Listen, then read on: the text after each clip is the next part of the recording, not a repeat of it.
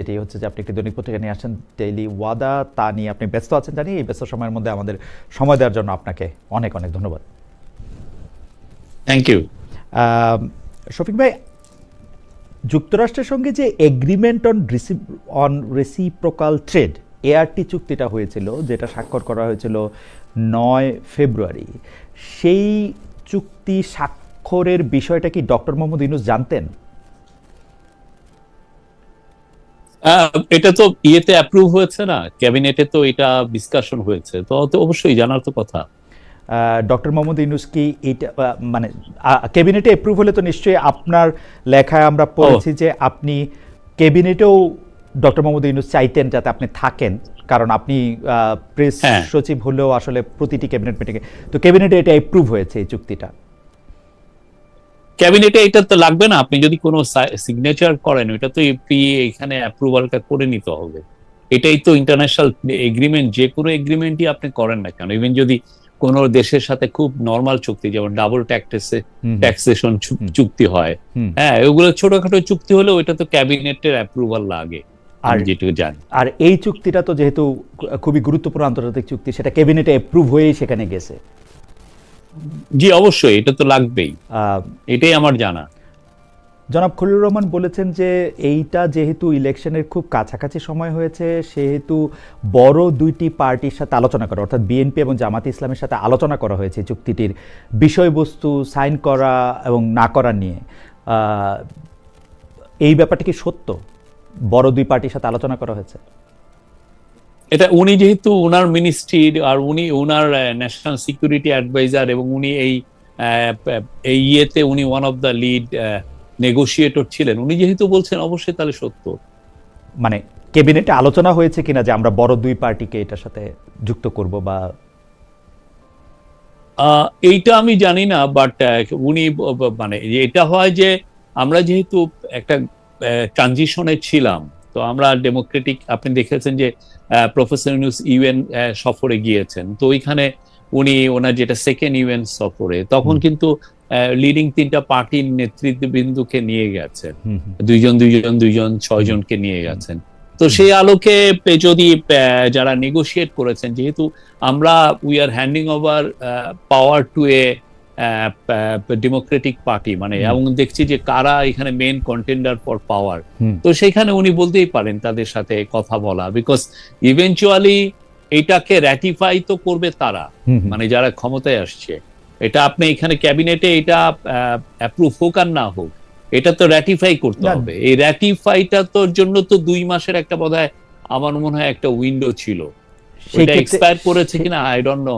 সেই ক্ষেত্রে বড় পার্টিগুলির সাথে মানে এনসিপি, বিএনপি, জামায়াতে ইসলামীর সঙ্গে আলোচনা হয়েছে চুক্তিটার বিষয়বস্তু নিয়ে, এবং চুক্তিটা এনসিপি আমি জানি না, এটা এটা এটা আমার বিষয় না, যেহেতু এটা খলিল মানে ভাই ক্যাবিনেটে আলোচনা হয়েছে কিনা, ক্যাবিনেটে ওই এই পার্টিগুলোর সাথে এই বিষয়ে আলোচনা হয়েছিল, এটা আমি জানি না, আই ক্যান সে।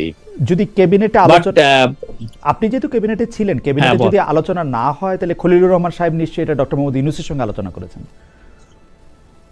যাই হোক, এটা তো ক্যাবিনেটে, এটা তো একটা ক্যাবিনেটে কোন জিনিসগুলো আলোচনা হয় যেটার জন্য আপনার অ্যাপ্রুভালটা লাগে, গভর্নমেন্টের অ্যাপ্রুভাল। একটা আপনি নতুন ল করতে যাবেন, নতুন একটা গাইডলাইন করতে যাবেন, নতুন কোন চুক্তি করতে যাবেন, তখন ওইটা ক্যাবিনেটে আলাপ হয়। কিন্তু উনি যদি মনে করেন যে আমি এনাদের সাথে কথা বলবো, সেক্ষেত্রে উনি হয়তোবা উনি নিজের মতো ইয়েতে বা কমার্স অ্যাডভাইজার নিজেও এই কথাটা বলতে পারেন, এটা এমন কিছু না, যেহেতু আমরা একটা ট্রানজিশনে ছিলাম। এবং অন্য দুই দলের সঙ্গে কথা বলে, মানে বিএনপি এবং জামাত ইসলামের সাথে কথা বললে তো নিশ্চয়ই এটা হয় তিনি ডক্টর মোহাম্মদ ইউনূসকে অবগত করেছেন, অথবা ডক্টর মোহাম্মদ ইউনূসের অনুমতি নিয়েছেন, অথবা ডক্টর মোহাম্মদ ইউনূস নিজেই তাকে বলেছেন, তাই হওয়া উচিত না? এটা আপনি ওনাকে, এটা ওনার সাথে আপনার না, এমনিতে স্ট্রাকচারটা কি, মানে উনাকে তো আমি পাইলে অবশ্যই জিজ্ঞেস করবো। না, এটা আপনি যে কোনো মিনিস্ট্রির যদি ধরেন খুবই ইম্পর্টেন্ট একটা বিষয় হয়, যেটা ক্যাবিনেটে হয়তো আলোচনার দরকার নাই, বা ক্যাবিনেটে ওইটা অ্যাপ্রুভালের দরকার নাই, তারপরেও ওই মিনিস্টার তো ইচ্ছা করলেই প্রাইম মিনিস্টার কাছে যে বলতে পারেন যে আমি এই বিষয় নিয়ে ডিল করছি, বা এই বিষয়টা নিয়ে ইয়ে হচ্ছে, তো উনাকে একটা ব্রিফ এটা দেয়। এটা একটা ইস্টাবলিশড নর্ম, যে জানানো হয় যে প্রাইম মিনিস্টার বা হেড অফ দ্য গভর্নমেন্টকে যে এই বিষয়গুলো। না শফিক ভাই, জানানো। শফিক ভাই, আপনি দেখেন যে বর্তমান পররাষ্ট্রমন্ত্রী খলিলুর রহমান সাহেব বলেছেন যে 1 বছর ধরে বিষয়টি নিয়ে আলোচনা হচ্ছিল, নির্বাচনের আগেই দেশের প্রধান দুটি দলের প্রধানকে এই বিষয়ে জানানো হয়েছিল। এই জানানোটা কি খলিলুর রহমান সাহেবের তরফে জানানো হয়েছিল, ডক্টর মোহাম্মদ ইউনূসকে না জানিয়ে? আপনার এরকম মনে হয়? এটা তো আমি জানি না, যেহেতু এই বিষয়টা তো ক্যাবিনেটে আলোচনা, আমি বলছি তো এটা আপনি সিঙ্গুলারলি কেউ তো, যে ওনারা যেহেতু নেগোসিয়েশনে ছিলেন, ওনারা এটা বলতেই পারেন যে না, আমরা এটা যেহেতু আমরা eventually will pass the baton to a new government, তো ওই নিউ গভর্নমেন্টে যারা আসতেছে লাইকলি যারা কন্টেন্ডার, তাদেরকে তো ওনারা বলতেই পারেন যে এই বিষয়গুলো আমরা আলাপ আলোচনা করছি এই বিষয়। ওকে, তাহলে আমি প্রশ্নটা একটু অন্যভাবে করি। ক্যাবিনেটে যখন বিষয়টা নিয়ে আলোচনা হচ্ছে তখন ডক্টর মোহাম্মদ ইউনূস কি বলেছিলেন যে আমরা তো ক্ষমতায় আছি আর 3 দিন, এই বিষয়টা নিয়ে তো এর পরে যারা আসবে তাদের সাথে তোমাদের আলোচনা করা উচিত? আমার মনে পড়ে না এই বিষয় কোনো। তো ডক্টর মোহাম্মদ ইউনূস বলেছিলেন যে না, এটা কারোর সাথে আলোচনা করার দরকার নাই? আমার এটা মনে পড়ছে না, আই ডোন্ট নো অনেস্টলি। ওকে, আপনার কাছে কি মনে হয়? জনাব খলিলুর রহমান বলছেন যে দুই দলের প্রধানের সঙ্গে আলোচনা করা হয়েছিল। স্পষ্টতই আমি শুনলাম জামায়াতের যিনি আপনি যদি একটা জি আপনি যদি একটা প্রেস রিলিজ দেখেন, আমি আবার যদি আমি যদি রিকল যেটা আমি মেমোরি থেকে, সেটা হচ্ছে যে ইউএসটিআর এর প্রধানত 2 জন নেতাকে সম্ভবত ফোন করেছিলেন এই বিষয়ে। ইউএস ট্রেড রিপ্রেজেন্টেটিভ, উনি বোধহয় 2 জনকে ফোন করে এটা করেছিলেন, এটা ডিসকাশন হয়েছে। আমি ইউএসটিআর এর প্রেস রিলিজটা দেখেছি, কিন্তু আমি আমাদের সরকারের পক্ষ থেকে ব্যাপারটা একটু জানতে চেয়েছিলাম, কারণ এখানের মধ্যে থেকে ইতিহাসের খাতিরে শফিক ভাই আমাদের আসলে এই ব্যাপারগুলি হয়তো জেনে রাখা ভালো। যাই হোক, আমি আমাদের পক্ষ থেকে আপনাকে পেলাম, সেজন্য আমাদের পক্ষ থেকে ব্যাপারগুলি একটু জানতে চেষ্টা করেছিলাম। ঘটনা হচ্ছে যে খলিলুর রহমান বলছেন এটি 3 দিন আগে তাড়াহুড়া করে করা হয়েছে, এরকম কোনো বিষয় নয়। 1 বছর ধরে আলোচনা চলছিল, প্রধান 2 দলের রাজনৈতিক প্রধানকে জানানো হয়েছিল। এই পর্যন্ত তথ্যটা ক্যাবিনেটে আলোচনা না করেই উনি জানিয়েছিলেন, ডক্টর মোহাম্মদ ইউনূসের সাথে কথা না বলেই উনি বলেছিলেন। এটা হচ্ছে আমার, দেখেন, আমি আমার অবস্থান তো আপনার বললাম। জি, এই বিষয়ে আমার মনে নাই, নাথিং টু অ্যাড। আপনার মনে নাই। এখন আপনার কাছ থেকে আমি একটু এইটা জানতে চাইবো যে ধরেন খলিলুর রহমান সাহেব এটা বললেন যে দুটি দলের প্রধানকে এই বিষয়ে জানানো হয়েছিল, তারা সম্মতি দিয়েছিলেন। খুবই সুন্দর স্টাকাটো বাক্য আমি দেখলাম, যে চমৎকার বলেছেন উনি। নির্বাচনের আগেই দেশের দুটি দলের প্রধানকে এই বিষয়ে জানানো হয়েছিল, তারা সম্মতি দিয়েছিলেন। স্পষ্টত আমি জামায়াতের আমিরকে বলতে শুনলাম যে তাদের সঙ্গে কোনো কথা হয় নাই। এইদার খলিলুর রহমান ওর শফিকুর রহমান 2 জনের একজন মিথ্যা বলছেন। এইটা কে হতে পারে বলে আপনার ধারণা? এ বিষয়ে আমার কমেন্ট করার কিছু নাই, কেননা এটা আপনার পুরো, যদি আপনি যে বক্তব্যগুলো আনছেন সেটার জন্য আপনি যদি ভেরিফাই করতে হয়, তাহলে আপনার খলিল সাহেবের সাথে আপনার কথা বলতে হবে, ডক্টর খলিলের সাথে, বা ওনার সাথে যারা এই নেগোসিয়েশনে ছিলেন, যারা এই ট্রেড ডিলটা ইউএস রেসিপ্রোকাল ট্যারিফ ট্রেড ডিলের যারা নেগোসিয়েশনে ছিলেন, আপনারা তাকেও জিজ্ঞেস করতে পারেন আপনার প্ল্যাটফর্মে এনে। তাকে জিজ্ঞেস করতে পারে, আমি আসলে ট্রাই করতেছি তাকে জিজ্ঞেস করার। কিন্তু আমি আপনার কাছে একটু জানতে চাইবো যে যেহেতু 1 বছর ধরে বিষয়টা আলোচনা হইতেছে, সেই 1 বছরের মধ্যে আপনার সঙ্গে আমার একটু কথা হয়েছে। তা আপনি বলেছেন যে পৃথিবীতে কোথাও, আপনার সঙ্গে আমার কথা হয়েছে, অন্য অনেক সাংবাদিকের সাথে কথা হয়েছে, যে পৃথিবীর কোথায় চুক্তি হওয়ার আগে এটা প্রকাশিত হয়। মেক সেন্স, চুক্তি হওয়ার আগে এমন অনেক বিষয় থাকতে পারে যেটা গোপন। তো আপনারা তো জিনিসটা জানতেন যেহেতু সরকারে ছিলেন, তো চুক্তির সেই গোপনীয় বিষয়গুলি নিয়েও কি দলগুলির সাথে কথা হয়ে থাকতে পারে কিনা, বা আপনারা নিজেরা আলোচনা করেছিলেন কিনা, এখন কি এটা বলা যাবে কিনা যেহেতু চুক্তিটা এখন প্রকাশিত? আমরা যেটা হয় যে ক্যাবিনেটের মিটিং গুলো আমি থাকার হচ্ছে, যেগুলো এজেন্ডা থাকে, এজেন্ডা ভিত্তিক যে ডিসকাশনটা হয় সেটার আমি নোট নেই। ওকে, নোট নেওয়ার পরে আমার যেটা দায়িত্ব ছিল সেটা হচ্ছে যে দিনের শেষে যে যখন প্রেস কনফারেন্স হয়, ওই প্রেস কনফারেন্সে জানানো যে এই আজকে ধরেন 13টা বিষয় এজেন্ডাতে ছিল, 13টার মধ্যে কয়টা অ্যাপ্রুভাল পেলো, কয়টা পেলো না, কয়টাকে ফিরিয়ে দেওয়া হলো, সেই বিষয়ে করা। তো তো আমার ওই ধরনের ডিসকাশন আমি গুলি জানি, বাট এই যে আপনি ট্রেড নেগোসিয়েশনে আরো যে ডিটেলস, সেটা তো এটা ডিটেল না বাংলাদেশে, এটা একদম প্রাইমারি বা প্রিলিমিনারি। জিনিসটা হচ্ছে যে এই ধরনের চুক্তি করতে হলে কোন সরকারের একদম সর্বোচ্চ পর্যায় থেকে, মানে এটা সরকারের একটা নোশন যে আমি এটা করব, আমার এটা করা দরকার, তোমরা এটা করতে পারো কিনা এটা দেখো, এইটা হওয়ার কথা মানে আমার বিবেচনায়। সেই ক্ষেত্রে কি ডক্টর মোহাম্মদ ইউনূস ড্রাইভিং সিটে ছিলেন এই চুক্তিটা করার ব্যাপারে, যে আমি যে করে হোক আমি আমেরিকার সাথে এই চুক্তিটা করতে চাই? আপনার বুঝতে হবে, প্রথম কথা হচ্ছে যে ইউএস আমাদেরকে 37% ট্যারিফ ইম্পোজ করেছে, রেসিপ্রোকাল ট্যারিফ। তো আমাদেরকে এটা যে করে এটা কমাতে হবে কার সমপর্যায়ে আনতে হবে, যারা আমার রাইভাল ইউএস এর মার্কেটে। ইউএস এর মার্কেটে আমিও প্রোডাক্ট এক্সপোর্ট করি, আমার যারা রাইভাল ইন্দোনেশিয়া বলেন, ক্যাম্বোডিয়া বলেন, ভিয়েতনাম বলেন, তারাও এক্সপোর্ট করে। তো অবশ্যই তাহলে সেই ক্ষেত্রে আমার we are in a crisis, বড় রকমের একটা ক্রাইসিস। আমাদের গার্মেন্টস এর সবচেয়ে বিগেস্ট ডেস্টিনেশন হচ্ছে ইউএসএ।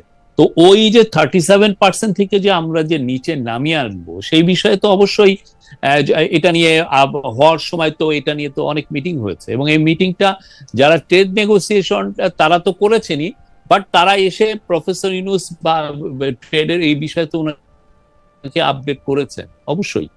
এবং প্রফেসর ইউনূসই এটা ড্রাইভিং সিটে ছিলেন যে করে হোক, যেটা আমাদের জন্য এতগুলি টেরিফ একটা ক্ষতির বিষয় হচ্ছে, সুতরাং এই টেরিফের মাত্রা কমায় নিয়ে আসার জন্য যে কোনো রকম চুক্তি এখন শুনেন, এটা তো ইন্টারিম গভর্নমেন্টের সময় হয়েছে, ইন্টারিম গভর্নমেন্ট অবশ্যই এটার ড্রাইভিং সিট ইন্টারিম গভর্নমেন্টের সময় হয়েছে। ওকে, তার মানে হচ্ছে যে ডক্টর মোহাম্মদ ইউনূস পুরো ব্যাপারটা জানতেন, পুরো ব্যাপারটার মধ্যে থেকে তিনি ড্রাইভিং সিটে ছিলেন, এবং তিনি চেয়েছিলেন যেহেতু আমাদের এই ট্রেড ডেফিসিট মানে ট্রেড, দেখেন উনি নেগোসিয়েশন কি হলো সেটা তো আর আপনি যখন আপনার টিমকে পাঠান, আপনার টিম গেল, আপনি তো আর উনি যেটা হয় যে পুরো জিনিসটা যখন হয় কমপ্লিট হয় তখন ওনাকে সে না মনে হয় শফিক ভাই, না মনে হয় শফিক ভাই, আমি যখন আমার টিমকে পাঠাই আমি কিন্তু ওকে লিমিট বা বাউন্ডারি দিয়ে দিই যে আমি একটু পর্যন্ত চাই, একটু চেয়ে বেশি হলে আমি দিতে পারবো না। এটা পৃথিবীর সব দেশেই, মানে যিনি শর্টটা কল করেন তিনি যেরকম চান সেরকমই নেগোসিয়েশন হয়। নেগোসিয়েশন তো এর চেয়ে বাইরে হয় না মনে হয় শফিক ভাই, আপনি কি মনে করেন? ধরেন উনি বলছেন নেগোসিয়েশন করো, সেই নেগোসিয়েশনটা তো উনার ইচ্ছার বাইরে কিছু করতে পারবে না বশির সাহেব বা খলিল সাহেব। না, এই বিষয়ে নিটিগ্রিটি তো অবশ্যই আলাপ আলোচনা তো হওয়ার কথাই। Right right. তার মানে হচ্ছে যে এই মার্কিন যুক্তরাষ্ট্রের সাথে যে টেরিফ চুক্তিটা করা হয়েছে, যে চুক্তিটার নাম হচ্ছে এগ্রিমেন্ট অন রেসিপ্রোকাল ট্রেড, এই চুক্তিটা আমাদের জন্য ভালো কি খারাপ, আমাদের জন্য প্রয়োজনীয় ছিল কি খারাপ ছিল, সেইটার দায় তো অবশ্যই এই সরকারেরই, মানে অন্তর্বর্তী সরকারের, ডক্টর ইউনূস সরকারের বা ডক্টর ইউনূসের। আমি হ্যাঁ, এবং এটা অন্তর্বর্তীকালীন সরকার মনে করে যে এটা জাতীয় স্বার্থে এই চুক্তিটা ভালোই হয়েছে। ওকে, ডক্টর ইউনূসের এই চুক্তিটা করার ক্ষেত্রে 9 তারিখে করতেই হবে এমন কোনো বাধ্যবাধকতা ছিল? মানে 12 তারিখে ইলেকশন হলে 9 তারিখে কেউ কোনো চুক্তি করে সরকার, মানে এটা কি কোনো একটা টাইম বাউন্ড কোনো কিছু ছিল যে 9 তারিখে এটা করতে হবে? দেখেন, টাইম বাউন্ডের বিষয় না, বিষয়টা হচ্ছে যে আপনি যদি চুক্তি করেন সেটা আমার সময় হোক আর ইয়ে হোক, এই চুক্তির একটা ইম্পর্টেন্ট ক্লজ হলো যে আপনি এই চুক্তির থেকে যে কোনো সময় আপনি সরে আসতে পারবেন। তো ইম্পর্টেন্ট ক্লজের ক্ষেত্রে যদি মনে করেন যে আমরা এই ইন্টারিম গভর্নমেন্ট যে চুক্তিটা করেছে, এখন পরবর্তী গভর্নমেন্ট এসে যদি মনে করে যে না এখানে ন্যাশনাল ইন্টারেস্ট প্রোটেক্টেড হয়নি, ক্ষুণ্ণ হয়েছে, তো সেক্ষেত্রে তারা তো এখান থেকে বেরিয়ে আসতে পারে, এটা তো এমন কিছু না, ঠিক না? তো সেই জন্য আর এটা ওরা শফিক ভাই, সেটা এমন কিছু ডিপ্লোম্যাটিক ক্ষেত্রে আপনি একটা চুক্তি করে বেরিয়ে আসার পরপরই তাহলে আপনি একটা মেসেজ দেন, কিন্তু আপনি যদি চুক্তিটা না করে আপনি যদি বলতেন পরবর্তী ইলেক্টেড গভর্নমেন্ট আসতেছে, কে আসবে আমরা জানি না, তারা এটা করতে পারে, এইটা হইতো হচ্ছে ডিপ্লোম্যাটিক মুভ। কিন্তু এই চুক্তিটা করার ক্ষেত্রে আমরা এই চুক্তিটা করার ক্ষেত্রে কথা বলতে হবে, এই চুক্তিটা করার ক্ষেত্রে আমেরিকা কি কোনো টাইমলাইন দিয়েছিল কিনা এটা হইতে পারে, এটা আমি জানি না। এটা আপনি ওই যে ওয়াশিংটন, আপনি তো আমেরিকায় থাকেন, আপনি ওয়াশিংটনে আমাদের যে ইয়ে আছে, এম্বাসি আছে, তাদেরকে জিজ্ঞেস করেন। আমি আসলে আপনাকে পাবো বলে একটু গবেষণা করতে চেষ্টা করতেছিলাম, দু একজনকে জিজ্ঞেস করতেছিলাম, তারা আমাকে যেটা জানাইছে যে এইটা এরকম কোনো টাইম বাউন্ড ছিল না, এটা 20 তারিখ 25 তারিখ। হ্যাঁ ঠিক আছে, ওরা একটা চাপ দিতেছিল যে তোমরা এটা করো করো করো, কিন্তু যদি সরকার বলতো আমাদের এখানে একটা ইলেকশন আছে, আমরা এটা পরে করবো, এতে কোনো অসুবিধা ছিল না। কেন এত কথা বলতেছি শফিক ভাই, আপনি হয়তো একটু বিরক্তও হচ্ছেন। আমি এই কথাটা বলতেছি এই কারণে যে প্রথমে 12 তারিখ ইলেকশনের ঠিক আগে আগে আরেকটা দেশের সঙ্গে যখন আপনি চুক্তি করেন, আমরা যখন আগে জানতে চাই যে আপনি কেন এই চুক্তি করতেছেন, যখন আপনি বলেন এটা গোপনীয়, এটা আমি চুক্তিটা এটা করতে পারবো না, তখন আমার কাছে মনে হয় যে ওই যে আপনার প্রিয় কবি শেক্সপিয়ারের ভাষায় আনহোলি হেস্ট। আমরা এই চুক্তিটা যথেষ্ট প্রথম দিকে যখন নেগোসিয়েশন হয়, এটা ওদের তরফ থেকে, আমাদের তরফ থেকে, সবার তরফ থেকে এই বিষয়গুলো গোপনীয়তা রাখা হয়। কেন রাখা হয়? যাতে আমি যে নেগোসিয়েটিং যে পয়েন্ট, সেটা যাতে ইন্দোনেশিয়া না জানে, বা সেইটা যেন ক্যাম্বোডিয়া না জানে, বা ইন্ডিয়া না জানে। ওরা জেনে গেলে তাহলে তো আমার জন্য এটা আমার বিপদের শুনে, তার ইউএস এর জন্য এটা একটা ঝুঁকি তৈরি করে, আমাদের জন্য ঝুঁকি তৈরি করে। তো এই জন্য এই জিনিসগুলো ইন্টারন্যাশনাল একটা নর্মই আছে, এবং অনেক সাংবাদিক এগুলোর আপনার গোপনীয় এটা পেলেও অনেক সময় এরা ছাপান না। এই জন্য ছাপান না, এতে তো আপনার ন্যাশনাল ইন্টারেস্টটা একদম জলাঞ্জলি যায়। এই এখন আপনি বলতে পারেন যে হ্যাঁ, চুক্তি যেটা হয়েছে সেটা কি ভালো হলো না কি মন্দ, আমি ওই জায়গায় সেটা নিয়ে আমি ওই জায়গায় যাইতেই চাচ্ছি না। আমার প্রশ্ন একটাই যে ডক্টর মোহাম্মদ ইউনূস জেনে বুঝে 9 তারিখে এই চুক্তিটা করলেন, এটার কি কোনো আলাদা সিগনিফিকেন্স আছে কিনা? এটাকে কিন্তু আপনাকে, শফিক ভাইকে, এইটার কিন্তু আপনাকে এটা নিয়ে পরিষ্কার করতেই হবে, আজকে হোক 2 বছর 4 বছর পরে হোক। কারণ ইলেকশনের 3 দিন আগে যখন একটা অন্তর্বর্তীকালীন সরকার এরকম চুক্তি করে, এবং এই অন্তর্বর্তীকালীন সরকার, আপনাকে একটু মনে করে দিতে হবে, আমার একটা প্রশ্ন, এই যে চট্টগ্রাম বন্দর বিদেশি একটা কর্তৃপক্ষকে দেওয়া বা মানবিক করিডোরের ব্যবস্থা করা সম্পর্কে, যেটা নিয়ে আপনিও অনেক কথা বলেছেন, ডক্টর মোহাম্মদ ইউনূস বলেছেন বটেই, সেগুলি করা থেকে কিন্তু এটা করতে পারতেন কিন্তু ডক্টর মোহাম্মদ ইউনূস সরকার, কিন্তু আসলে করেন নাই। পরে এরকম একটা সিদ্ধান্ত নিয়েছেন, মানে আপনি আমাকে কারেক্ট করেন আমি যদি ভুল হই, যে পরবর্তী সরকার আসুক, তারা যদি ভালো মনে করে আমরা এটা দিয়ে গেলাম, আমরা এটা করলাম, তাই না? কিন্তু এইটার ক্ষেত্রে এটা করতেই হলো, অবশ্যই এটা ক্ষেত্রে এটা করতেই হলো, সেইটা কেন? মানে না না, এটাই কারণ আপনার পরবর্তী গভর্নমেন্ট ধরেন যদি আমরা না করতাম, তাহলে পরবর্তী গভর্নমেন্ট এসে আবার নতুন করে নেগোসিয়েশন করা শুরু করতে হতো। সেক্ষেত্রে যদি আমাদের একটা ভয়, আশঙ্কার তো একটা জায়গা তৈরি হয় যে ইউএস আবার তার রেসিপ্রোকাল ট্যারিফ 37% না নিয়ে যায়। তো সেই জন্য এখন যেটা হয়েছে যে আপনি চুক্তিটা হয়েছে, আপনার যদি মনে হয় যে না, এই অন্তর্বর্তীকালীন সরকার যেই চুক্তিটা করেছে এতে ন্যাশনাল ইন্টারেস্ট ক্ষুণ্ণ হয়েছে, আপনি এটা বাদ দিয়ে দেন। কিন্তু শফিক ভাই, আপনি আমার মেমোরিটা একটু, শফিক ভাই আপনার তো এগুলি খুব ভালো মনে থাকে, আপনি আমার একটু মেমোরিটা রিফ্রেশ করেন তো। 37%-এর কথা তো এখানে আসতেছে না। এই চুক্তি হওয়ার আগে ট্যারিফ ছিল 20%, চুক্তিটা হওয়ার পরে 20%-এ কমে 19% হয়েছে, তাই না? কিন্তু ওইটা 20%টা প্রভিশনাল ছিল। আপনি যদি আমরা নেগোসিয়েশন করে যদি আমরা ফেলিউর হইতাম, তাহলে সেটা আবার রিভার্ট করে 20% যেত না। এটা মানে আপনি যখন এটা 20% আছে, তখন আপনি নেগোসিয়েশন করতে শুরু করলেন, কইরা এটা 19-এ আনলেন, তাই তো, এই চুক্তি করে? হ্যাঁ, এবং যে চুক্তির মধ্যে ওইটা 20%টা টেম্পোরারি ছিল, 20% একটা টেম্পোরারি ও আমাকে রিলিফ দিয়েছে। আমি যদি তার সাথে চুক্তি যদি আমি না করতাম, আপনি আছেন আর, তাহলে সে করতে কি সে 37-এ যেত। আপনি আছেন আর 3 দিন, এই 3 দিনের মধ্যে আমি জানি না শফিক ভাই, এই চুক্তিটার মধ্যে ভালো খারাপের আমি জায়গা দিয়ে আসতেছি না। আপনি কি চুক্তিটা পড়ছেন শফিক ভাই? মানে পরে, আগে, হওয়ার সময়, হওয়ার পরে, বর্তমানে ইউএসএ থেকে আমি পড়েছি। আপনার কাছে চুক্তিটা কেমন লাগছে? ভালো? আমার কাছে মনে হচ্ছে ঠিকই আছে। ঠিকই আছে। আমাদের তো ইউএস এর সাথে আমাদের লেভারেজ গুলো কম। আপনি অন্যান্য অনেক দেশে যে লেভারেজ, আমাদের সেই লেভারেজ খুবই কম, প্লাস আমাদের সাথে ওদের ট্রেড ডেফিসিটটা অনেক হাই। তো ওরা তো ওইটার জন্য বারবার এখানে প্রেসার দিচ্ছিল। তো এইটা আরেকটা জিনিস, এই চুক্তির একটা খুব বড় দিক হচ্ছে যে এর ফলে ওদের তুলা, ওদের ম্যানমেড ফাইবার ব্যবহার করে আমরা যদি গার্মেন্টস ইয়েতে পাঠাই, ইউএসএ তে পাঠাই, তাহলে সেটার জন্য আমার একদম ডিউটি ফ্রি অ্যাক্সেস, একদম জিরো ডিউটিতে আমি অ্যাক্সেস দিব।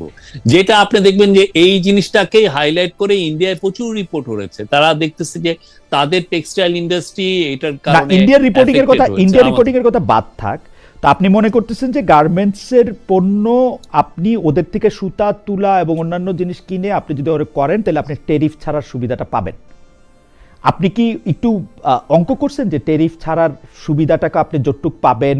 বাংলাদেশ সাধারণত মধ্য এশিয়ার দেশগুলি থেকে বা চীন থেকে বা পাকিস্তান থেকে, মধ্য এশিয়ার দেশগুলি থেকে যখন তুলা কিনে তখন এই আমদানি ব্যয় এবং আমদানির টাইমটা কতখানি বাড়বে এবং সেইটার সাথে এই ট্যারিফটা আসলে সামঞ্জস্যপূর্ণ কিনা, যতটুকু ট্যারিফ ছাড় পাবে? আমরা আমি যেটুক বুঝেছি, আমি অঙ্কটা করছেন কিনা এটা বোঝান না, মানে প্লেন এন্ড সিম্পল ম্যাথ। এটা ডিউটি ফ্রি অ্যাক্সেস এর জন্য ইটস ফাইন। ওরা যদি আমার প্রোডাক্টে অঙ্কটা করছেন কিনা শফিক ভাই?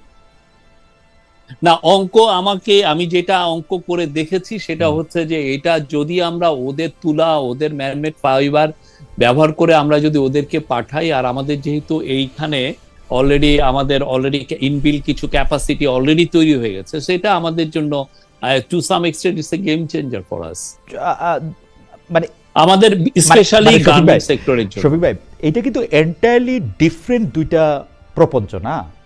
একটা হচ্ছে আমাদের জন্য লাভজনক, আরেকটা হচ্ছে টু সাম এক্সটেন্ট লাভজনক।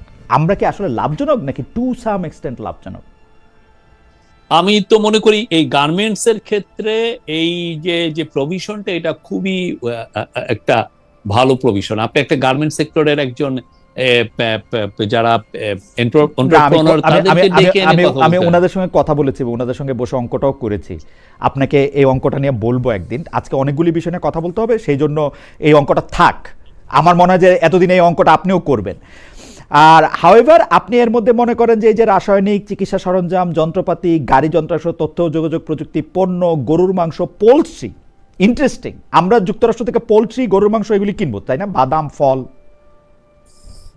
গাড়ি, যন্ত্রপাতি, চিকিৎসা সরঞ্জাম, এটা একটা আপনার প্যাকেজ হিসাবে দেখতে হবে যে ওরা চাচ্ছে যে ওদের সাথে যাতে আমাদের যে ট্রেড ডেফিসিট যেটা বেলুনিং হচ্ছে সেটা যাতে কমে আসে, এই আলোকে আপনার দেখতে 15 বছরে 15 বিলিয়ন ডলারের জ্বালানি কিনবো, তাই না?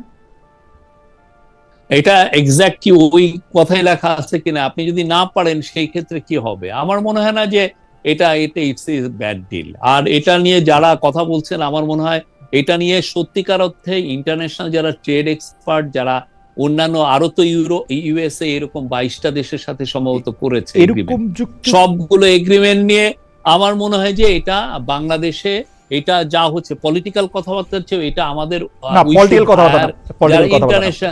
আমি যতটুকু ইংরেজি কোনো পলিটিক্যাল কথাবার্তা না, আমি যতটুকু ইংরেজি বুঝি এবং সেটা ইউনাইটেড স্টেটসের একটা ওয়েবসাইট থেকে নেওয়া জায়গা থেকে আমি এটা বলতেছি যে, যেমন ধরেন আপনার বিমান বাংলাদেশ এয়ারলাইন্স 14টা বোয়িং কিনবে, তাই না? হ্যাঁ, এয়ারবাসের সাথে তাহলে আর কোনো মানে এটা আর মানে 14টার বেশি বোয়িং তো আসলে কিনতেও পারবে না কত বছরে, এবং দরকারও হবে না। তো সেই ক্ষেত্রে এয়ারবাসের বদলে মার্কিন কোম্পানি হচ্ছে একক অগ্রাধিকার পাবে, এটা আছে চুক্তি। না, এটা হইতেই পারে। এটা এমন কি, আমরা তো অল থ্রু তো আমরা বোয়িংই ব্যবহার করতেছি। আমরা যদি বোয়িং না হয়ে এয়ারবাস করি তাহলে সেক্ষেত্রে আমাদের পুরো ব্যাপারটা হলো যে আমরা যখন বোয়িং শফিক ভাই, আমরা বোয়িংও ব্যবহার করি, এয়ারবাসও ব্যবহার করি। বর্তমান ফ্লিটের মধ্যে বোয়িংও আসে, এয়ারবাসও আসে। আমরা যখন একটা জায়গা থেকে একটা জিনিস কিনি তখন ক্রেতা হিসেবে আমার রাইট অনেক বেশি সংকুচিত হয়ে যায়, বা চয়েস যের জন্য মানে অপশন, তাই না? কৃষি খাতে আমরা 3.5 বিলিয়ন ডলারের মতো জিনিস, আমি এটা আর লম্বা করতে চাই না, আমি শুধু আপনাকে একটু শুনেন, আমি একটা উদাহরণ দেই। সাউথ কোরিয়ার অ্যাম্বাসেডর আসছিলেন আমাদের সাথে, প্রফেসর ইউনূসের সাথে দেখা করতে, এটা তার ফেয়ারওয়েল কল। তো ওইখানে উনি কিন্তু বলতেছিলেন যে শুধু তোমরা না, আমাদের এইখানেও মানে ইউএস যে ট্রেড ডেফিসিট এর জন্য ওরা বোধহয় কত 320 বিলিয়ন ডলার ওরা ওদেরকে কিনতে হবে ইউএস এর থেকে। না, সাউথ কোরিয়ার উদাহরণটা তো, সাউথ কোরিয়ার বাস্তবতাটা আমি জানি না, উনি আইসা কি বলছেন সেটাও জানি না। জাস্ট আমি খালি একটু চট করে, আপনি জাস্ট গুগল করেন, আপনি গুগল করে দেখেন যে ওদের কত কিনতে হবে। আমি কয়েকদিন ও বলল যে আমাদের আমি কয়েকদিন ধরে এই চুক্তিটাই একটু পড়তে বুঝতে চেষ্টা করতেছি, এটা শেষ হইলে আমি সাউথ কোরিয়াও নিশ্চয়ই পড়বো।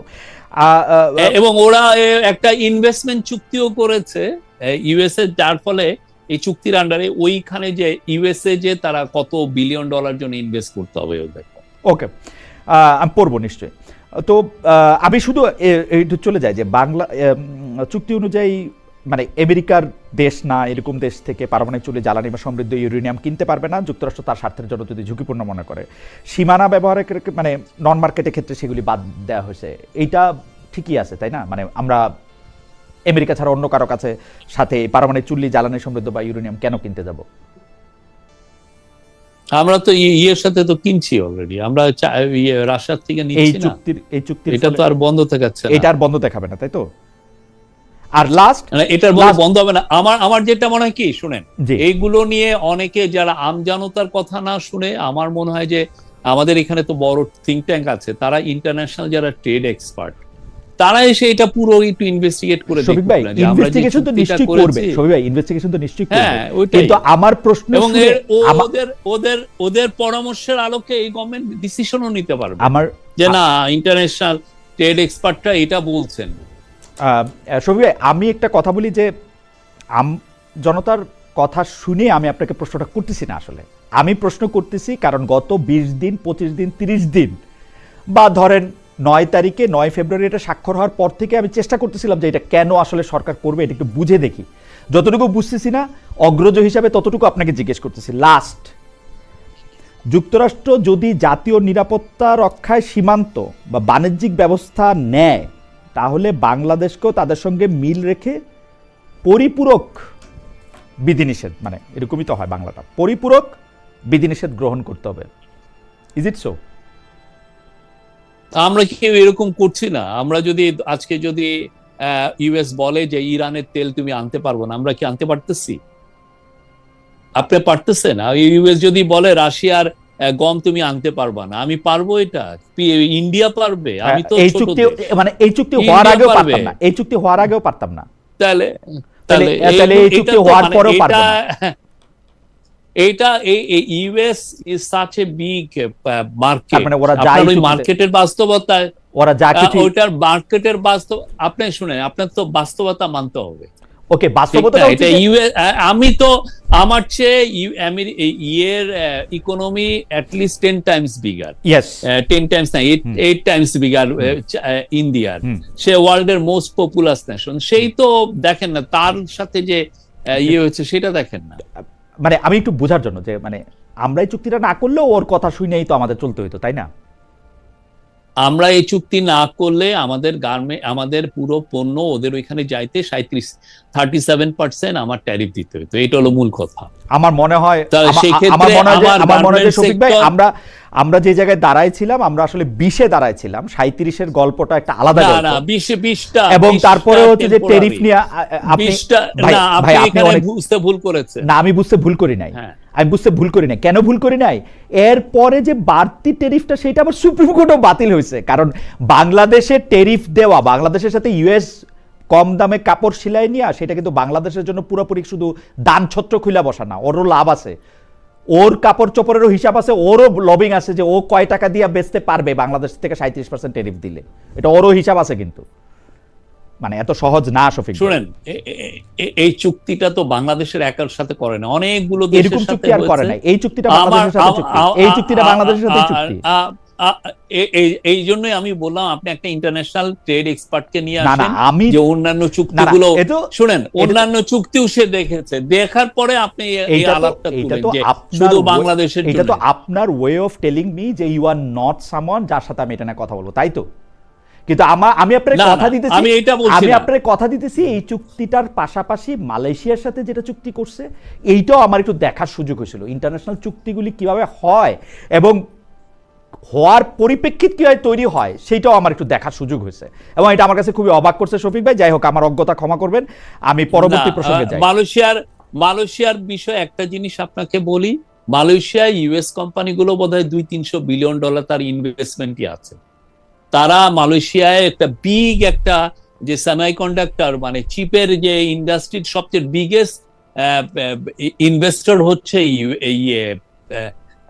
ইউএসএ নিজে, আপনি একটু গুগল করে দেখেন। জি জি তো অবভিয়াসলি যখন মালয়েশিয়ার সাথে যখন যে চুক্তিটা করবে, তখন তো তার এই জিনিসগুলো, বিকজ তার দেশের কোম্পানি তো এখানে আছে। না না আর আমি বাংলাদেশে ঠিক আছে, ইউএস এর শফিক। কোম্পানির কয় বিলিয়ন ডলার ইনভেস্টমেন্ট। ওকে, ফেয়ার এনাফ। আমরা আসলে আমি চেষ্টা করব যে একজন যিনি আন্তর্জাতিক বাণিজ্য বিশেষজ্ঞ তার সঙ্গেও আপনার সাথে একটু কথা বলানো যায় কিনা, বা বাণিজ্য না, আমার মন্ত্রী সাথে না, আপনি বাণিজ্য বলেন। মন্ত্রীর সঙ্গে আমার মনে হয় আপনি- বাণিজ্য মন্ত্রীর সঙ্গে কথা বলা যায় কিনা, আমি এটা চেষ্টা করব যে বাণিজ্য মন্ত্রী যদি আপনি আমাদের সঙ্গে- আমার মনে হয় যে ইউএস ট্রেড যারা ভালো বুঝেন, রেসিপ্রোকাল ট্যারিফের যেটা ভালো বুঝেন, আপনি আনলে আমরাও এনলাইটেন হই। এটা Trust you এমন না me, যে trust আপনি you me, সবাই ইউএস হ্যাঁ। ট্রেড নিয়ে আমি আপনাকে বলতেছি, ইউএস ট্রেড নিয়ে ব্লুমবার্গ বলেন, নিউ ইয়র্ক টাইমস বলেন, ফিনান্সিয়াল এক্সপ্রেস বলেন, তারা কেউই কিন্তু কখনো ইউএস ট্রেড নিয়ে কোনো ধরনের অর্থনৈতিক উপসংহারে আসতে পারে না, যেটা এই কারণে হয়েছে, এটা ভালো হয়েছে খারাপ হয়েছে, কারণ at the end of the day আমেরিকার সকল ফিনান্সিয়াল ডিসিশন হচ্ছে পলিটিক্যাল ডিসিশন, এবং সেইটা হচ্ছে যে পারসেপশন ইজ রিয়েলিটি। সুতরাং যাই হোক, আমি আমার এই কথা তো একজন ইন্টারন্যাশনাল এক্সপার্ট হিসাব বলুক, সেটাই ভালো। আপনার প্রস্তাবটা ঠিক আছে। আমি পরবর্তী প্রসঙ্গে যাই মানে শফিক ভাই, সেটা হচ্ছে যে খুবই ইন্টারেস্টিং, আমরা ডক্টর মোহাম্মদ ইউনূস সরকারের একজন উপদেষ্টা জনাব আসিফ মোহাম্মদ সজীব ভুঁইয়াকে ইন্টারভিউ করতেছিলাম, তখন তিনি আমাদেরকে একটা কথা বললেন। সেই কথাটা হচ্ছে এরকম যে নির্বাচনী নিরাপত্তা বিষয়ক কোনো কমিটিতে না থাকলেও নির্বাচন ঘনিয়ে আসতেই ডক্টর খলিল, যিনি এখন পররাষ্ট্রমন্ত্রী, যিনি তখন নিরাপত্তা উপদেষ্টা ছিলেন, হঠাৎ করেই অনাকাঙ্ক্ষিতভাবে এসব কমিটির মিটিংয়ে আসতে শুরু করেন। এসপি বদলি, ডিসি বদলিতে তিনি ভূমিকা রাখতে শুরু করেন। দায়িত্ব ছাড়া পর একজন উপদেষ্টাকে আমরা এরকম, মানে একজন উপদেষ্টা এরকমও বলছেন যে উগ্রবাদীরা যাতে ভোটে জিতে ক্ষমতায় আসতে না পারে সেদিকেও তাদের নজর ছিল। শফিক ভাই, এই বক্তব্যটাকে আপনি আসলে কিভাবে দেখেন? আমি যে উপদেষ্টার নাম আমি বলতে পারতেছি না, সেই উপদেষ্টার কথা বাদ যাক, ডিসি এসপি কে হবে ইলেকশনের আগে সেই কমিটিতে অনাকাঙ্ক্ষিতভাবে ডক্টর খলিলুর রহমান এসে এগুলি ঠিক করেছেন। না, উনি একা ঠিক করবেন কেন? এটা কি বললেন? কথা হচ্ছে যে আপনার বুঝতে হবে যে উনি ন্যাশনাল সিকিউরিটি অ্যাডভাইজার। আর এই যে আমাদের যে ইলেকশনটা আসলে এটা একটা বিগ, এটা যেমন পলিটিক্যাল ইস্যু, এটা একটা বড় ন্যাশনাল সিকিউরিটি ইস্যু। তো অবভিয়াসলি তো ওনার তো মানে বড় যখন মিটিং গুলো হয়, এখানে তো সবাই থাকেন, উনিও ছিলেন। এটা তো এমন না যে উনি একমাত্র ছিলেন আর কেউ ছিল না, তা তো না। অনেকেই ছিলেন, যারা যারা এটার সাথে সম্পর্কিত সবাই ছিলেন। সবাই যদি থাকেন তাহলে কি আপনারা সরকার থেকে এরকম একটা সিদ্ধান্ত নিয়েছিলেন যে সিদ্ধান্তে বিএনপিকে ক্ষমতায় আনানো যায় বা 2/3 বেশি আসনে জেতানো যায়, অর্থাৎ যেটা ইলেকশন ইঞ্জিনিয়ারিং, সেটা কি ডক্টর মোহাম্মদ ইউনূস সরকার করে গিয়েছিল? এটা তো ডাহা একটা মিথ্যা। এটা কেমনে হয়? আমরা আমাদের প্রফেসর ইউনূস প্রথম থেকেই তার ডিটারমিনেশন ছিল যে জাতিকে একটা খুব ভালো ইলেকশন উনি উপহার দিবেন, যেটা ফেয়ার, যেটা সেই জন্য আলোকে দেখেন উনি পুরো পৃথিবীর প্রত্যেকটা দেশকেই, বড় বড় দেশকে অ্যাপ্রোচ করা হয়েছে তারা যাতে ইলেকশন মনিটর পাঠায়। এবং ইউরোপিয়ান ইউনিয়ন, তারা সাধারণত কোনো দেশে তেমন একটা পাঠাইতে চায় না, তারা ওদের লার্জেস্ট টিমকে পাঠিয়েছে। তো এই পুরো ইলেকশনের আয়োজনটা প্রথম থেকে শেষ পর্যন্ত স্বচ্ছ ছিল, ইলেকশনটা স্বচ্ছ ছিল। এবং কালকে না পরশু দেখেন নেত্র নিউজ, তারা 8,000 লোকের কে করেছিল, 8,000 তারা ডেটা নিয়েছে। তো তারা আপনি দেখেন সবাই verdict, it's a fair, free, fair election A to Z. এখন এই যে ধরনের কথা কে বলে আমি জানি না। আমি আপনার একটু মনে করে দিবা কে বলে। সাবেক একজন উপদেষ্টা জনাব মাহফুজ আলম, যাকে আপনি খুবই, মানে আমি স্নেহ বলবো না, মানে একটু খুবই রেসপেক্ট করেন, খুবই আপনি তাকে, তো জনাব মাহফুজ আলম বলছেন নির্বাচনী বাটোয়ারা মেনে নিয়ে এখন বিরোধিতার নাটক করবেন না। নির্বাচনের বাটোয়ারার প্রসঙ্গ তিনি বলছেন যে এটি একটা ভাগ বাটোয়ারার নির্বাচন হয়েছে। উনি যেটা বলেছেন সেটা আমি মানে খুবই দুঃখজনক। এটা আমার মনে হয় না বলা ঠিক হয়েছে। এই যে বাংলাদেশের ইতিহাসে এর চেয়ে সুন্দর ইলেকশন কবে হয়েছে আমার মনে নাই। আমি নিজে একজন সাংবাদিক ছিলাম এবং আমি খুব ক্লোজলি এটা দেখেছি, এবং আমি দেখেছি যে আমাদের গভর্নমেন্ট কতটা সিনসিয়ার ছিল। আপনারা যে কোনো বিচারে, যে কোনো ইয়ের থেকে আপনারা এই ইলেকশনটা দেখেন, এর চেয়ে ফ্রি ফেয়ার ইলেকশন বাংলাদেশের হিস্ট্রিতে হয় না। এই যে আমি যে ধরে আছি এখনো আমার এই যে দেখেন এই ইয়ের কালো দাগটা এখনো আছে, ইভেন যে মানে প্রত্যেকটা কাজে খুব সুষ্ঠুভাবে করা হয়েছে এবং প্রত্যেকটা কাজ খুব সুচারুভাবে করা হয়েছে। প্রফেসর ইউনূস যখন লাস্ট, আমার মনে হয় যে উনি লাস্ট ভিজিট করলেন কই ইউএনএ, তারপরে এসে উনি বললেন যে নো মোর ভিজিট, পুরো সমস্ত এনার্জি, সমস্ত মিটিং, সমস্ত ইয়ে হচ্ছে একটা সুন্দর ইলেকশন, এবং দেখেন উনি সেইটা ডেলিভার দিয়েছেন। সমস্ত এনার্জি একটা সুন্দর ইলেকশনের ক্ষেত্রে দেওয়ার জন্য তিনি সমস্ত এনার্জি দিয়েছিলেন, এবং সেই ক্ষেত্রে অবশ্যই আপনাদের কোনো প্রেফারেন্স ছিল যে কোনো উগ্রবাদী সরকার ক্ষমতায় না আসুক? কারণ জনাব মামুনুল হক, বাংলাদেশ খেলাফত আন্দোলন, মাওলানা মামুনুল হক, উনাকে যখন আমি ইন্টারভিউ করতেছিলাম উনিও কিন্তু আমাকে এরকম বলেছিলেন যে তাকে আসলে সিস্টেম করে হারানো হয়েছে। উনি তো কোর্টে যেতে পারেন, যে উনি ওনার কেসটা প্রেজেন্ট করেন যে ওনাকে কিভাবে সিস্টেম করিয়েছে। এটা তো উনি, ওনার যদি কোনো এভিডেন্স থাকে যে ওনাকে এটা করা হয়েছে, he can go to A court. আমরা তো বলছি যে আমরা একদম সুষ্ঠু, চরমভাবে সুষ্ঠু রাখা হয়েছে। এই জায়গায় প্রফেসর ইউনূস একটা ইঞ্চিও কোথাও ছাড় দেননি। আচ্ছা, এই সিরিজের শেষ প্রশ্ন, ডক্টর খলিলুর রহমান নিরাপত্তা উপদেষ্টা ছিলেন, বিএনপি সরকার যখন ক্ষমতা যায় সবাইকে সারপ্রাইজ করে তিনি পতাকা সহ গাড়িতেই আবার মানে পতাকা সহ গাড়িতে গেলেন, ওখান থেকে পতাকা সহ গাড়িতেই ফিরলেন। এইটাকে কি আপনার কোনো মানে মনে হয় যে ডক্টর মোহাম্মদ খলিলুর রহমান আসলে বিএনপির লোক ছিলেন, আপনাদের প্রভাবিত করতে চেষ্টা করেছেন, নাকি কি মনে হয় আপনাদের? মানে এটা তো খুব স্বাভাবিক না আসলে, তত্ত্বাবধায়ক সরকারের একজন, অন্তর্বর্তী সরকারের একজন উপদেষ্টা, তিনি একটা দলীয় গভর্নমেন্ট এবং যার মানে পদত্যাগ চেয়েছিল সরকারটা, এটা তো খুব স্বাভাবিক না মনে হয় নাকি? এটা আপনি ওনাদেরকে জিজ্ঞেস করবেন, বাট এমন হইতে পারে তারা দেখেছেন যে উনি ভেরি মাচ কম্পিটেন্ট, ওনাদের লাগবে হয়তো, ওনারা যে যাকে ফরেন মিনিস্টার হিসেবে ভাবতেছিলেন ওনারা বলছেন যে না, ওনার থেকে যাকে চিন্তা করছেন তার থেকে ইনি কম্পিটেন্ট হবেন। আর যেহেতু লেগাসি ইস্যুগুলো উনি অলরেডি জানেন, এটা ওনার জন্য, ওদের জন্য একটা অ্যাডেড অ্যাডভান্টেজ হবে। তো এটা তো অনেক জায়গায় হয়। আপনি ইউএসএ, আপনাকে আমি বলি, আপনি ইউএসএ আপনি দেখবেন ওদের অনেক সময় ওদের ন্যাশনাল সিকিউরিটি অ্যাডভাইজার বলেন বা ওদের ইভেন ডিফেন্স মিনিস্টার বলেন, বলেন, এদের অনেকে, যেটা ডেমোক্রেটিক অ্যাডমিনিস্ট্রেশনে থাকে, অনেক সময় রিপাবলিকানরা এসেও তাকে রেখে দেয়। আমি নামটা আমি আপনাদের বলি, আপনি হয়তো বিচ্ছিন্ন উদাহরণ দিতে পারবেন, কিন্তু বাংলাদেশের মতো দেশের কাছে যে কয়টা জায়গা খুবই সিগনিফিকেন্ট, তার মধ্যে পররাষ্ট্র উপদেষ্টা একটা, পররাষ্ট্রমন্ত্রী একটা, আমরা দেখেছি যে অন্তর্বর্তী সরকারের অ্যাটর্নি জেনারেল এই সরকারের আইনমন্ত্রী হয়েছেন, আমরা দেখতে পাচ্ছি যে নিরাপত্তা উপদেষ্টা পররাষ্ট্রমন্ত্রী হচ্ছেন, আমরা দেখতে পাচ্ছি যে প্রেসিডেন্ট থেকে যাচ্ছেন। এইটা কি আসলে মনে করার কারণ আছে যে ডক্টর মোহাম্মদ ইউনূসের পছন্দে বা ডক্টর মোহাম্মদ ইউনূসের চাওয়াতে বা ডক্টর মোহাম্মদ ইউনূসের অঙ্ক কষাতে জনাব তারেক রহমান প্রেসিডেন্ট হতে পারলেন বা প্রধানমন্ত্রী হতে পারলেন, সরি, সরকার প্রধান হতে পারলেন? না, এটা কোনো কথা হলো? এটা একদমই মানে কথা হলো, ঠিক হয়তো হলো না আর কি, মানে আমি কথাটা না, এটা বানোয়ার কথা, এটা বানোয়ার কথা, না, এটা একটা বানোয়ার। উনি চাচ্ছিলেন, উনি অল থ্রু উনি মনে করতেন যে বাংলাদেশের ডেমোক্রেসির সবচেয়ে বিগেস্ট দুর্বলতা হচ্ছে যে আমরা ভালো ইলেকশন করতে পারছি না। তো উনি ওনার পুরো সব সময় উনি সিরিয়াস ছিলেন যাতে একটা ভালো ইলেকশন হয়। বিএনপি জিতেছে, আর বিএনপির লিডার যেহেতু তারেক রহমান, সেই যেহেতু উনি প্রাইম মিনিস্টার হয়েছেন। ওকে, না ঠিক আছে, বিএনপি জেতাটাই আমি প্রশ্ন করতে চাইছিলাম। যাক, আমি পরবর্তী প্রসঙ্গে আসি, সেইটা হচ্ছে যে একটু দেখে নেই, সেটি হচ্ছে প্রশ্ন 6। আচ্ছা,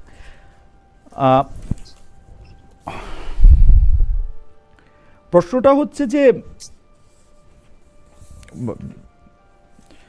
মানে আপনি নিশ্চয়ই, মানে আপনাকে আমরা সোশ্যাল মিডিয়ামে অনেক সক্রিয় দেখি, আপনি অনেকগুলি বিষয় নিয়ে কথা বলেন, আপনার মতামত আমরা অনেক কিছুতে পাই, কিন্তু অনেকে এই প্রশ্নটা বা এই ব্যাপারটা নিয়ে অনেকে আপনার কাছ থেকে মতামত আশা করে, সেটা হচ্ছে হামের প্রাদুর্ভাব, টিকা, শিশু মৃত্যু ইত্যাদি। সর্বশেষ আমরা মানে লাশ চাদরে ঢেকে একজন বাবা যাচ্ছেন, সেটা নিয়েও আমরা এটা বললাম। আমার প্রশ্ন যে হামের টিকা কেনার ক্ষেত্রে একটা গাফলতি হয়েছে, সেটাকে যদি আমি গাফলতি বলি গাফলতি, সেটাকে যদি আমি সিদ্ধান্ত বলি সিদ্ধান্ত, যে আমরা এইভাবে টিকাটা না কিনে অন্যভাবে কিনবো, আমরা এইভাবে সংগ্রহ না করে অন্যভাবে সংগ্রহ করব। আপনি কি মনে করেন যে এটাতে আসলে কোনো মানে গাফলতি হয়েছিল, নাকি এইটা আমরা স্বাস্থ্য উপদেষ্টার গাফলতি দেখব, নাকি কারো গাফলতি ছিল না, ইট ওয়াজ ওকে টিকা নিয়ে যেটা হয়েছে? আমার আমি প্রশ্নটা শেষ করি যে আমার কাছে মনে হয়েছে যে টিকা নিয়ে যেটা হয়েছে, মানে পর্যাপ্ত টিকা দেওয়া হয় নাই, টিকার কাছে পৌঁছানো হয় নাই, এবং স্বাস্থ্য খাতের স্থবিরতা, এর জন্য সিঙ্গেল হ্যান্ডেডলি অন্তর্বর্তীকালীন সরকারকে অনেক বিষয়ে দায় নিতে হবে, বিশেষ করে নূরজাহান বেগমকে এবং ডক্টর মোহাম্মদ ইউনূসকে। এই হচ্ছে প্রশ্ন, আপনাকে একটু মন্তব্য শুনতে চাই। না, আমার যেটা মনে হয় যে এটা নিয়ে যতটা না সিরিয়াস জার্নালিজম হওয়ার কথা ছিল সেটা হয় নাই, যেটা হয়েছে যে কাদা ছোড়াছুড়ি হয়েছে।